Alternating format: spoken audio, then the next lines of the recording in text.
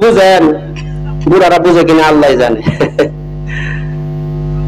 আগে টিভিটারা দেখে নাটক ফাটক দেখে ইমান যাও ছিল, মোবাইল আয়ে তার পুরাটাই গেল। কথা কেন ঠিক কিনা? যেরকম ঠিক কিনা? এগুলো খুবই আফসোস করে বলছেন, টিভি সিডি দেখা ইমান নষ্ট করলো 12 মাস, টিভি সিডি দেখা ইমান নষ্ট করলো 12 মাস, মোবাইল আসিয়া করলো আরো বড় সর্বনাশ, মোবাইল আসিয়া করলো আরো বড় সর্বনাশ।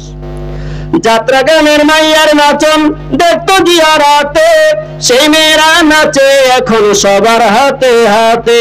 ঠিক কিনা? যেরকম যাত্রা গানের মেয়ের নাচন দেখতো গিয়া রাতে, সেই মেয়েরা নাচে এখন সবার হাতে হাতে। এসব দেখে যাই যে মরে হয়ে যায় আমি হতাশ, এসব দেখে যাই যে মরে হয়ে যায় আমি হতাশ, মোবাইল আসিয়া করলো পুরাপুরি সর্বনাশ। ঠিক কিনা? যেরকম হযরত ফাতেমা রাদিয়াল্লাহু তাআলা আনহার ইবাদতের অবস্থা এমন ছিল, এশার নামাজের পরে খাওয়া দাওয়া শেষ করে সন্তানদেরকে ঘুম পাড়িয়ে নফল নামাজের মধ্যে দাঁড়িয়ে দাঁড়িয়ে কোরআন তেলাওয়াত করতেন আর 2 রাকাত নামাজ পড়তেন। একদিকে মসজিদে নববীতে ফজরের আজান হতো, আর একদিকে হযরতে ফাতেমা সালাম ফিরাতেন। সুবহানাল্লাহ বলেন। 2 রাকাত নামাজের মধ্যে সারা রাত কাটিয়ে দিয়ে এরপরে বলতেন, আল্লাহ রাত্রি তুমি এত ছোট্ট করেছো, 2 রাকাত নামাজও শান্তির সাথে পড়তে পারি না। যেরকম সুবহানাল্লাহ।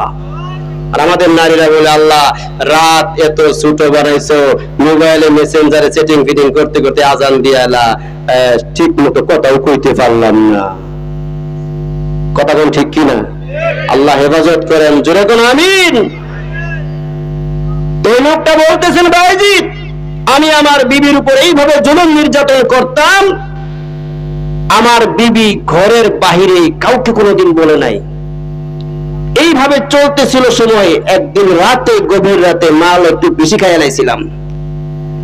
তো আসার পরে দেখি আমার বিবি জায়নামাজের মধ্যে বসে হাত তুলে কি যেন বলতেছে। মেজাজ আমার বালাই নষ্ট হইল তখন, যে আমার বিরুদ্ধে মনে হয় আমার বিবি আল্লাহর কাছে কি করতেছে, বিচার দিতেছে। তো সিদ্ধান্ত নিয়ে ফেললাম, আজকে যে পর্যন্ত না মরবো এ পর্যন্ত ফিরেম। কিন্তু এই মুহূর্তে আমার মাথার মধ্যে মানে একটা বাড়ি লাগলো, সেটা হচ্ছে